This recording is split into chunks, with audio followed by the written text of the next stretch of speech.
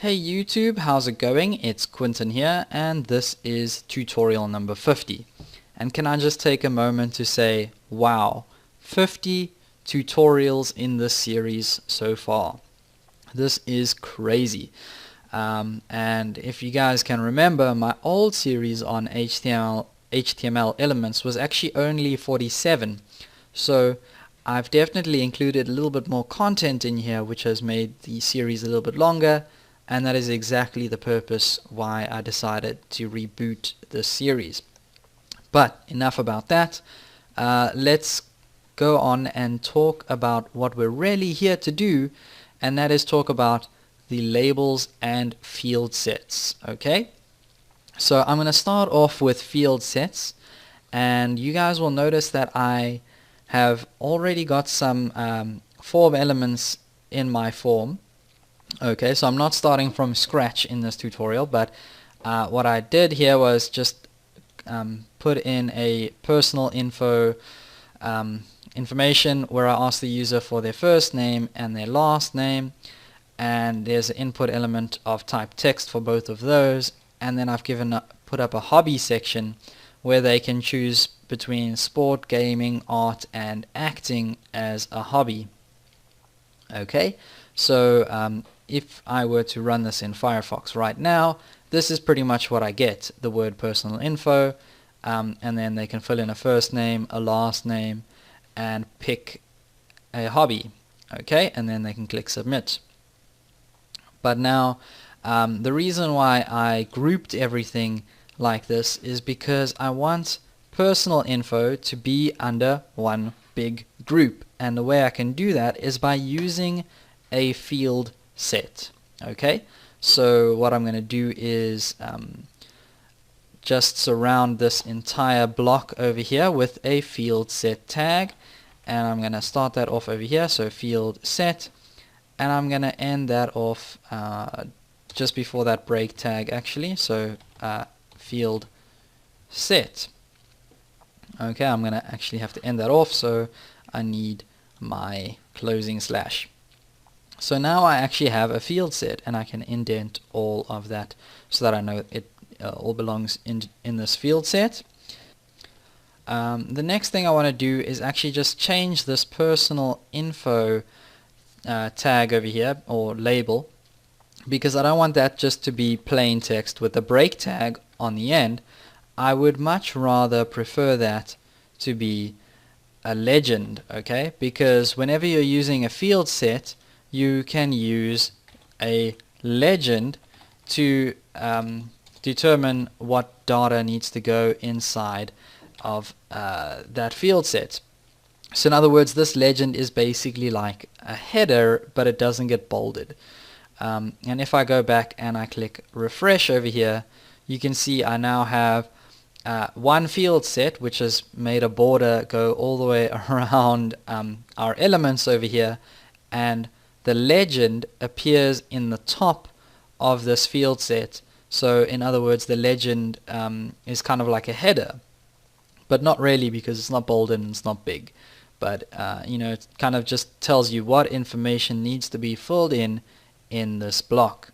Okay, and we can do the same thing over here with our hobbies, so I'm gonna go ahead and do that. Just get that field set tag over there and that one over there.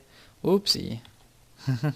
I pasted instead of copied. Okay, so copy and paste, and let's just send all of that forward, and I'm also going to change that from that to hobbies.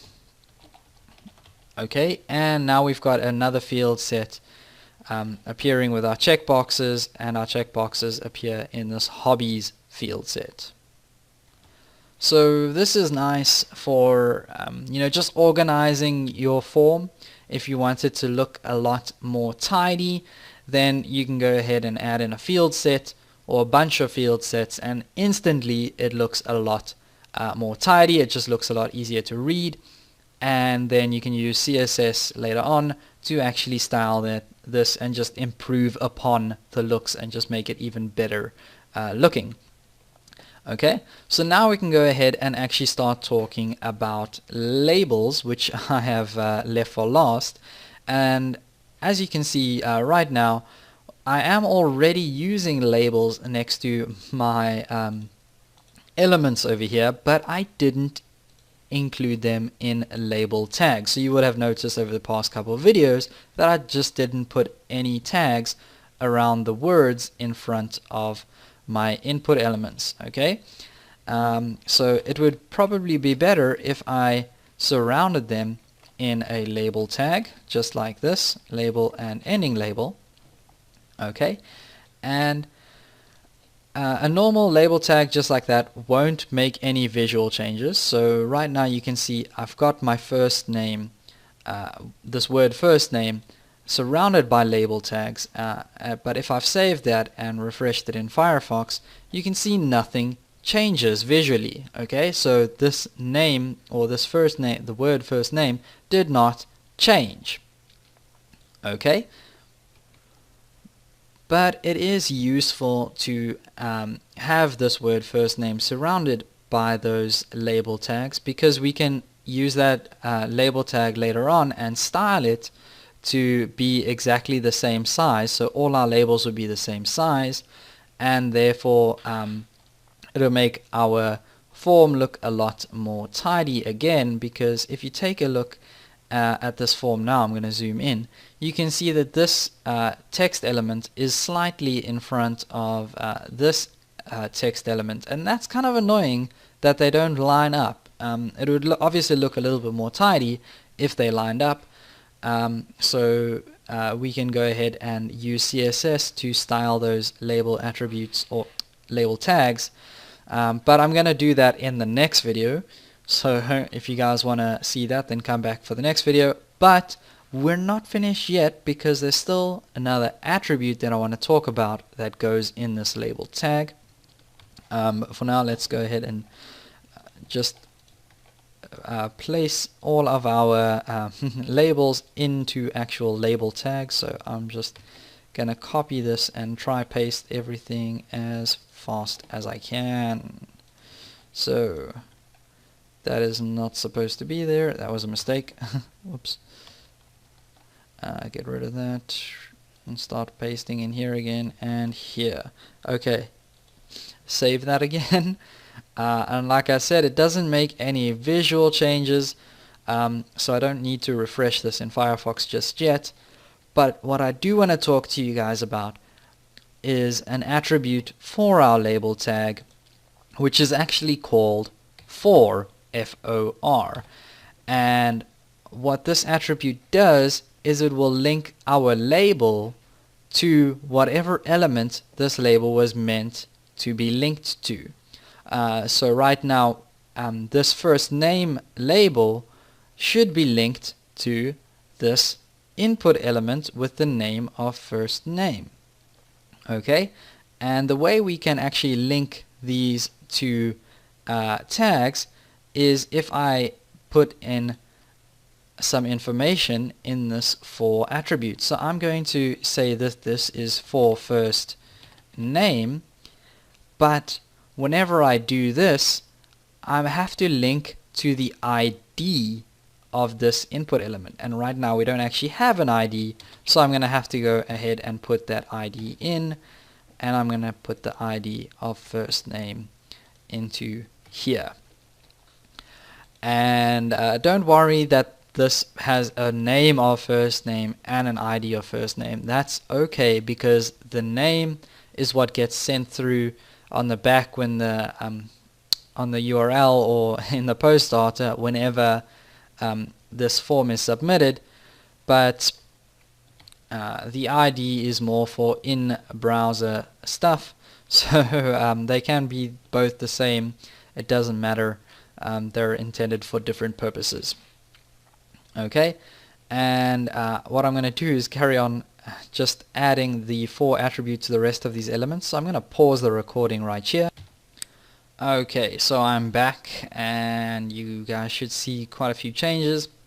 What I did was I just added this for attribute into every one of my labels, and I gave all of my elements an ID, And then I also noticed that I forgot to give each one of these checkboxes over here a name, so I just went ahead and added all those names in as well. So you will notice that difference in the pause between the pause. So anyway, let's go back to Firefox now and click refresh. And as you can see, having that label didn't change any visual appearance, but let's take a look at what happens when I click on this label now.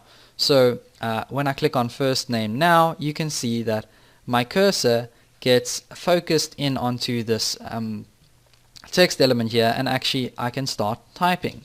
And if I backspace and I go out of that, let me click on the label sport, and as you can see, now that I've clicked on that, my checkbox for sport got ticked. Same thing with gaming and art and acting. And what happens, and why that happens, sorry, is because we've got this for attribute in our label. Okay, let's say I were to take this for attribute out of art and acting. So let's go ahead and save that now, come back here, click refresh, and maybe actually just run this in Firefox brand new, so everything is not ticked. Now what happens is this art label and this acting label don't have that for attribute inside of them, as you can see. So I'm clicking on this label and nothing's happening. But let's go over to gaming, which does have the for attribute, and as you can see, I can click on the label and the checkbox gets checked. Okay, so that's one nice feature about having a label, is when you're using that for attribute, the user can click on the label itself and get centered in onto the element that it was meant for. And that's all I have for you guys in this tutorial, so don't forget to subscribe. Please feel free to leave a comment, like, or share this video. It's really going to help my channel grow, and I will see you guys next time.